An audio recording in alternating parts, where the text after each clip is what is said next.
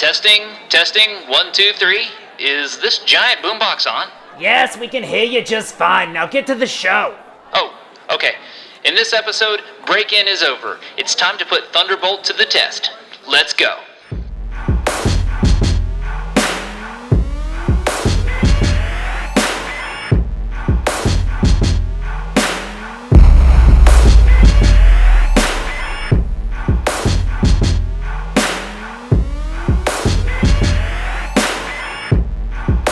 In our last episode, we took a look at Thunderbolt all finished and ready for the road. After that, we went for a mountain run to get a feel for everything and see how it drives. Almost 4 months have gone by since then, and I've got lots to tell you. So let's get to work. I know some of you were disappointed by the last video because I didn't hammer on this little beast right out of the gate. As tempting as that was, it's important when building a car like this that you take the initial miles slow and easy. The new crate engine had very specific break-in requirements, as did the clutch and rear differential. So I spent the first couple months checking and rechecking bolt torque specs, cutting open and examining oil filters, and generally keeping a very close eye on everything. I want this car to be around for a long time, so I took the break-in process seriously. To make that process go by a little faster, I racked up hundreds of miles by checking out a bunch of car meets and shows. You never know what you're going to see at your local car show, which makes for a fun time. Heck, you might even win something. My travels also included a spin through the world-famous Tail of the Dragon. Boasting an eye-crossing 318 curves in 11 miles, the Dragon is the centerpiece to the annual Miatas at the Gap gathering, which is an excellent weekend of camaraderie and is a must for any Miata lover. I had an excellent time, and it's no surprise why people come from all over to attend this event, which is celebrating its 20th anniversary this coming year. I'll see you there. No matter the event, Thunderbolt always draws a crowd. The reaction from folks young and old is always fun to be a part of, and the same handful of questions and comments seem to come up. How'd you get all that engine in there? It looks like it came this way from the factory. I bet this thing is a handful to drive. I'm still amazed at how much people enjoy this car. No matter where I go, when folks hear the V8 rumble coming from a Miata, they want to see what's going on for themselves. During those break-in miles, Thunderbolt was subjected to a variety of harsh conditions, including hot, humid 100+ degree temps, heavy rainstorms, and long periods of idling while stuck in traffic. I'm thrilled to report that the car handled all of these situations without even breaking a sweat. No problems arose and everything worked perfectly. This is clearly a testament to the high-quality components that we use to build this little monster. But now, I'm happy to report that break-in time is over, which means I can finally let Thunderbolt stretch its legs.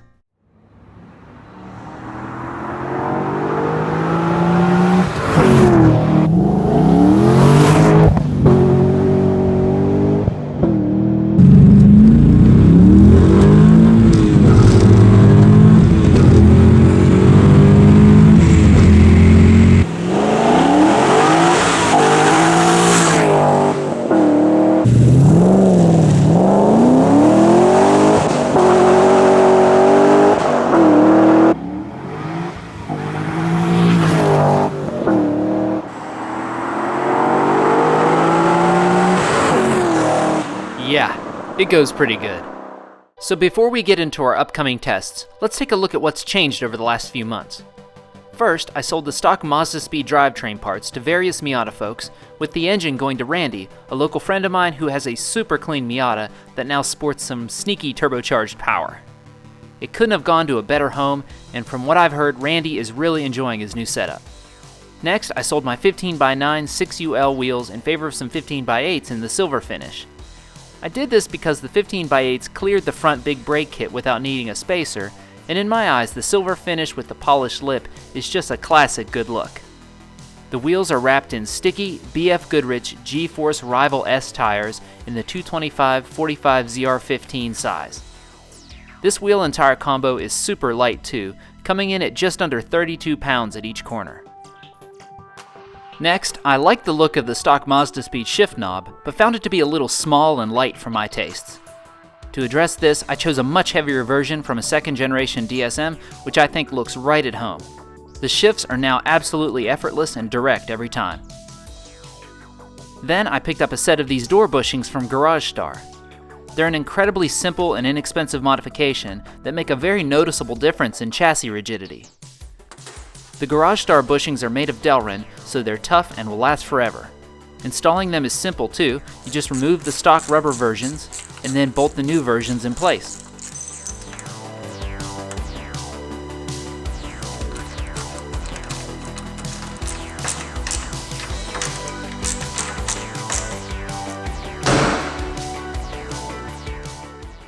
Finally, to really glue Thunderbolt to the Earth's surface, I visited summitracing.com and picked up a set of Hoosier's DOT drag radial tires in the 225/50/15 size and mounted them on a set of silver 15x8 6UL wheels to match the others.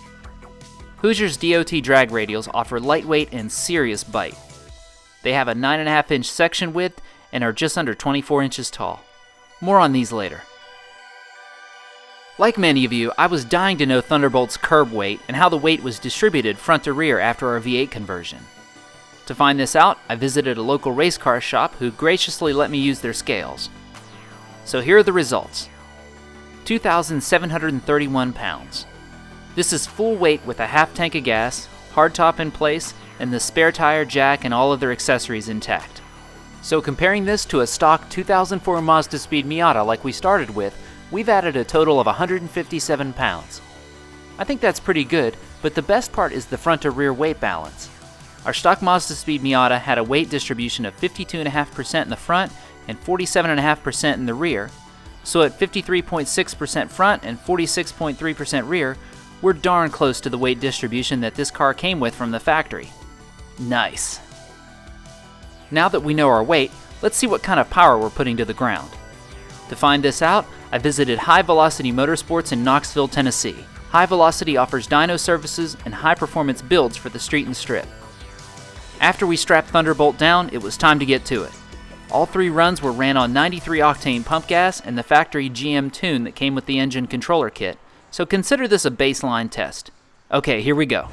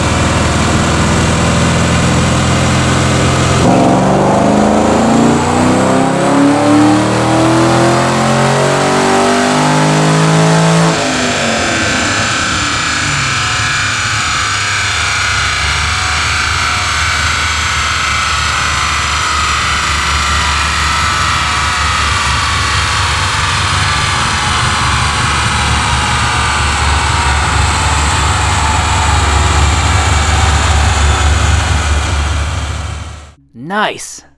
As you can see, all 3 runs were very close to one another, with horsepower and torque increasing a little each time.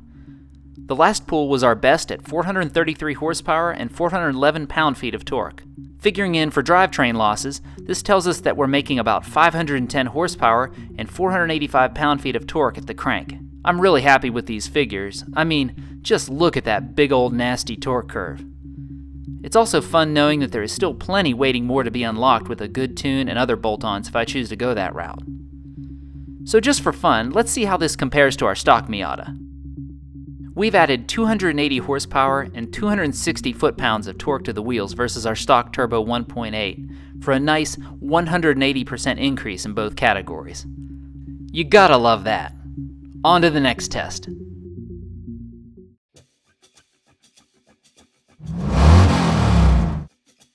Now that we know our weight and horsepower figures, let's find out how Thunderbolt accelerates. To measure this, I'm using the V-Box Sport, which is an extremely accurate and powerful GPS-based performance tester that can operate as a standalone data logger or can connect to an iOS device via Bluetooth. It's the same tool the pros use, so let's attach it to Thunderbolt and go for a drive.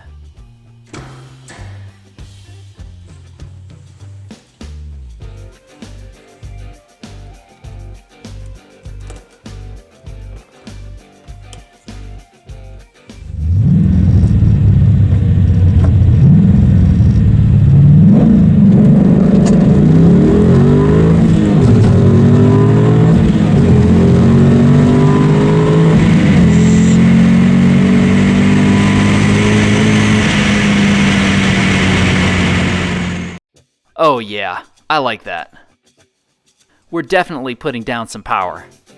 Even with a gentle launch, the acceleration numbers look great, and the eighth and quarter-mile trap speeds are real strong.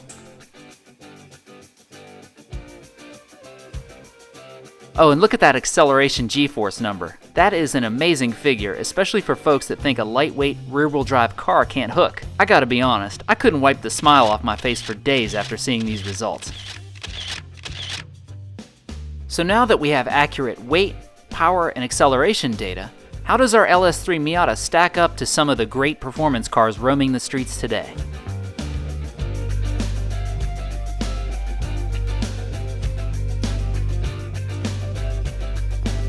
Now, just to be clear, I'm not saying that our LS3 Miata can do everything that these amazing cars can do, but I think Thunderbolt makes a pretty strong argument for itself. Okay, on to the final test for this episode. We finally had a Friday without rain, so I bolted up the new Hoosier drag radials and headed over to the local 8th Mile drag strip.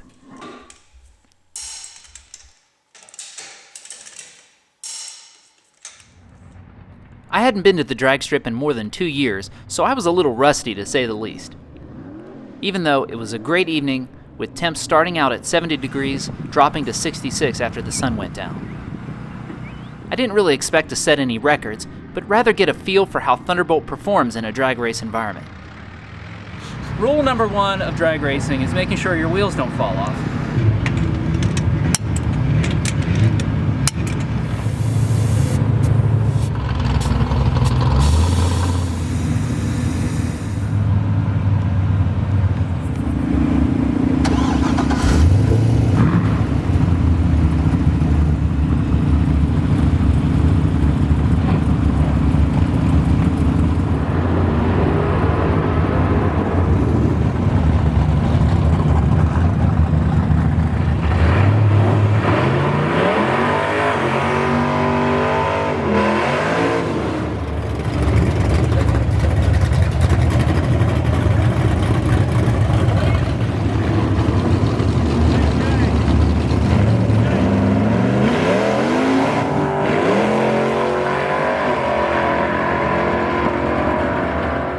I was shocked at the amount of traction available, and it took me completely off guard in my first 2 runs.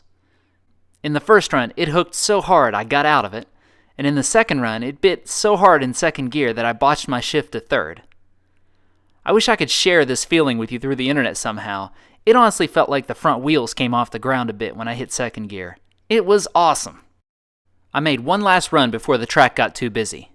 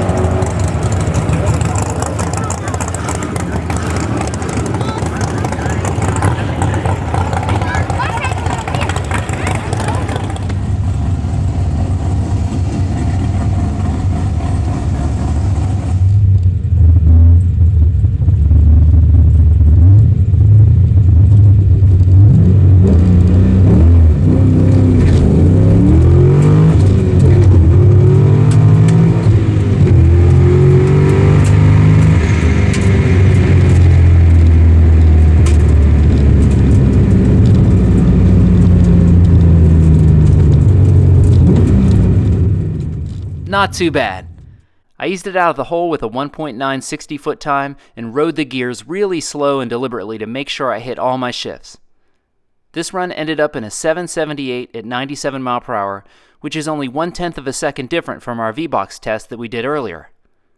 I'm really happy with these results given that it was my first time out. There is lots more room for improvement, and I hope to make some more runs in the spring. So after all of these tests, what have we learned? Well, first, Thunderbolt is a real performer. All the ingredients combine to make a very well-rounded combination that isn't finicky or requires special conditions to perform well. It just does whatever you asked it to, whenever you need it. I think the best thing about this car is its split personality. It'll happily tool around on date night with the wife in air-conditioned comfort, but drop that hammer and things get pretty serious in a hurry.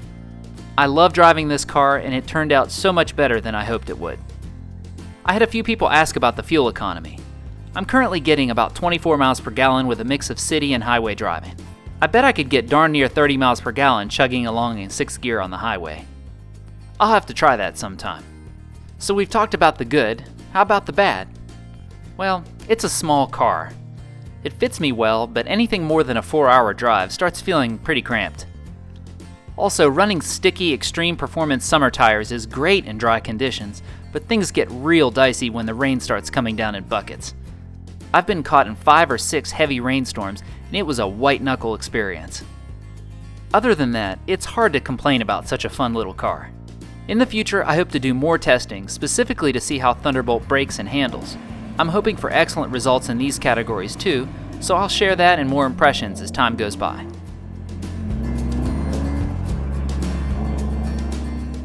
Thank you for watching, and thank you for your positive support and kind words. There's been a slew of people checking out my old videos, sharing them with their friends, commenting here on YouTube and Facebook and Twitter, and I appreciate all that very much and find it extremely gracious and motivating. So thank you. Thank you also to Summit Racing for their support and for helping to make these videos possible. If you enjoyed this episode, please let them know on Facebook or Twitter. I'd really appreciate that. Thank you also to V8 Roadsters and Flying Miata for their excellent products and fast, expert technical support. For more pictures and details on this build, check out my website at v8mazda.com. So with that said, thanks again folks, we'll see you next time.